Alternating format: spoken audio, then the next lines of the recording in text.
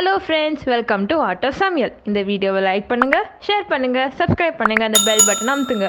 Hello friends, நம்மளோட watts cooking சேலஞ்சோட 9வது கொஸ்டின்ஸ்க்கு நிறைய பேர் கமெண்ட் பண்ணியிருந்தீங்க, ஆன்சர் கரெக்டாகவும் சொல்லியிருந்தீங்க. அவங்க எல்லாருக்கும் ரொம்ப தேங்க்ஸ். கரெக்ட், நீங்கள் சொன்னதே தான். ஓமப்பொடி. இந்த ஓமப்பொடி எப்படி பண்ணுறதுன்ட்டு வாங்க வீடியோவில் பார்க்கலாம். ஹலோ ஃப்ரெண்ட்ஸ், இன்னைக்கு நம்ம பண்ண போகிறது ஓமப்பொடி. இப்போ இந்த ஓமப்பொடி எப்படி பண்ணுறதுன்னு பார்க்கறதுக்கு முன்னாடி அதுக்கு தேவையான பொருட்கள் என்னன்னு பார்க்கலாமா? கடலை மாவு 1 கப், அரிசி மாவு 1/4 கப், எண்ணெய் பொரிக்க தேவையான அளவு, ஓம வாட்டர் தேவைக்கேற்ப. ஓம வாட்டர்ன்றது நான் ஓமத்தை கொதிக்கிற தண்ணியில் ஒரு 5 நிமிஷம் போட்டு மூடி வச்சு எடுத்து வச்சிருக்கேன். கருவேப்பிலை சிறிதளவு, மிளகாத்தூள் 1/2 டீஸ்பூன், உப்பு தேவைக்கேற்ப. இப்போ நம்ம மாவு பிசையணும், அதுக்கு ரெடி பண்ணலாம். ஃபர்ஸ்ட் நம்ம இதெல்லாம் நகர்த்தி வச்சிடலாம். இப்போ மாவு பிசையறதுக்கு ஒரு பவுல் எடுத்துக்கலாம். அதுல நம்ம எடுத்து வச்சிருக்கிற கடலை மாவு போட்டுடலாம். அடுத்து அரிசி மாவு, அடுத்து மிளகாத்தூள். மிளகாத்தூள் இல்லாமே பண்ணலாம், நான் இன்னைக்கு கொஞ்சமா மிளகாத்தூள் போட்டுக்கிறேன். இப்போ உப்பு போட்டுக்கலாம். இந்த ஓமம் கொஞ்சமா ஊத்திக்கலாம். ஃபர்ஸ்ட் வடிகட்டி ஊற்றணும். இப்போ இது எல்லாத்தையும் நம்ம மிக்ஸ் பண்ணிக்கலாம். ஓம வாட்டர்னு தனியாக கிடைக்கும், அது இருந்தாலும் நீங்கள் 1 டேபிள் ஸ்பூன் ஊற்றிக்கலாம்.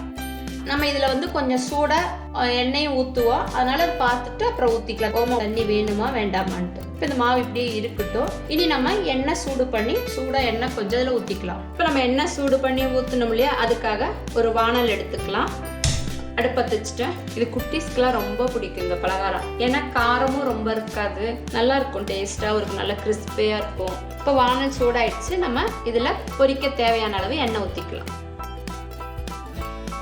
இப்போ எண்ணெய் நல்லா சூடாயிடுச்சு. அடுப்பை சிம் பண்ணிட்டு நம்ம இந்த மாவு எடுத்து வச்சோம் இல்லையா, இதில் ஒரு 2 டேபிள் ஸ்பூன் ஊற்றிக்கலாம்.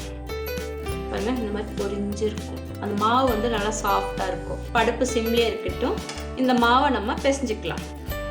சூடாக இருக்கிறதுனால கொஞ்சம் ஸ்பூன் வச்சே பிசைஞ்சிக்கலாம். பார் அடிச்சு நீ கையில் பிசைஞ்சிக்கலாம். இந்த மாவை இப்படி உடச்சி விட்டுட்டு இனி நம்ம மீதி இருக்கு இல்லையா ஓமம் தண்ணியை இந்த மாவில் ஊற்றிக்கலாம். இதை நம்ம சப்பாத்தி மாவு பதத்துக்கு பிசைஞ்சிக்கணும் இந்த மாவை. இப்போ இந்த மாவு பாருங்க, இந்த மாதிரி நம்ம சப்பாத்தி மாவு பதத்துக்கு பிசைஞ்சிக்கணும். இப்போ மாவு ரெடி ஆயிடுச்சு. இனி நம்ம புளிய ஆரம்பிக்கலாம். இப்போ மாவு பிசைஞ்சு வச்சிட்டோம் இல்லையா, இனி புளியறதுக்கு ஒரு முறுக்கு அச்சு எடுத்துக்கலாம்.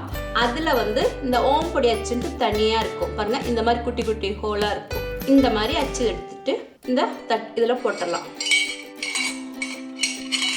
இப்படி போட்டுட்டு இனி நம்ம பிசைஞ்சு வச்ச மாவை இதில் கொஞ்சம் போட்டுக்கலாம்.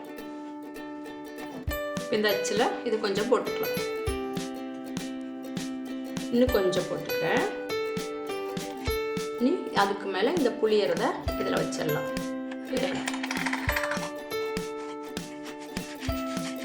எண்ணெய் நம்ம சிம்மில் வச்சுருக்கோம். இப்போ நமக்கு எண்ணெய் நல்லா சூடாயிருக்கு. அடுப்பை நான் மீடியத்தில் வச்சுட்டேன். இனி நம்ம இந்த எடுத்து வச்ச மாவை இப்படியே சுற்றி புளியணும்.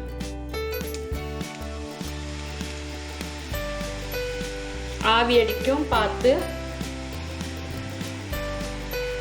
போதும். இப்போ இதை நம்ம மெல்லமாக திருப்பி விடலாம். உங்களுக்கு கலர் வேணும்னா கொஞ்சம் மஞ்சள் தூள் போட்டுக்கலாம். இப்போ மஞ்சள் கலராக இருக்கும். நான் இன்னைக்கு போடலை. அடுப்பு மீடியத்தில் வச்சுக்கோங்க, ஏன்னா இது போட்டதும் பாருங்க ரெடி ஆயிடுச்சு. இப்போ இதை எடுத்துடலாம். இது ரெடி ஆயிடுச்சு. சீக்கிரமாக வேலை முடிஞ்சிடுது. எண்ணெய் நல்லா வடிய விட்டு எடுங்க. இப்போ இது ஒரு பாத்திரத்தில் போட்டுடலாம். இதையும் எடுத்துடலாம். இப்போ அடுத்ததும் போட்டுக்கலாம்.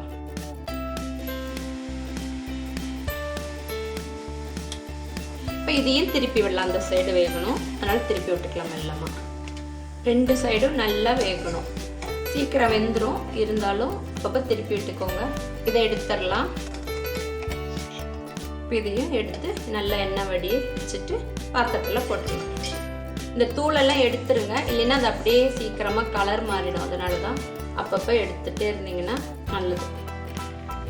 இப்போ நம்ம அடுத்த ஈடும் ஊற்றி போட்டுடலாம். அடுப்பு மீடியத்திலே இருக்கட்டும்.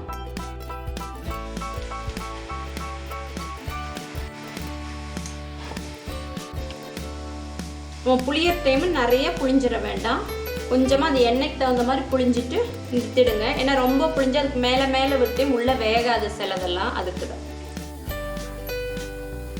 இதையும் திருப்பி விடலாம். இப்போ இதை எடுத்துடலாம். இது ரெடி ஆயிடுச்சு பாருங்க. எண்ணெய் இழுக்கல, மாவு தண்ணியாக இருந்துச்சுன்னா எண்ணெய் இழுக்கும். அதனால தான் சப்பாத்தி மாவு பதத்துக்கு பிசைஞ்சுக்க சொன்னது. இதை எடுத்து போட்டுடலாம். இப்போ அந்த மாவெல்லாம் போட்டு எடுத்தாச்சு. இப்போ நம்ம எடுத்து வச்சிருக்கோம் இல்லையா கருவேப்பிலை, அதை இந்த எண்ணெயிலேயே பொரிச்சு எடுத்துடலாம். இப்போ இந்த கருவேப்பிலையும் பொரிஞ்செடுத்து இதை எடுத்துடலாம். இப்போ நம்மளோட ஓமப்பொடி ரெடி ஆயிடுச்சு. இதை ஒரு சர்விங் பிளேட்டில் மாற்றிடலாம். இப்போ நம்மளோட ஓமப்பொடி ரெடி ஆயிடுச்சு. இது வந்து ஈவினிங் ஸ்நாக்ஸாக வச்சு சாப்பிட்லாம். இதில் நம்ம காரமும் ரொம்ப போடலை, அதனால் குழந்தைங்களும் விரும்பி சாப்பிடுவாங்க.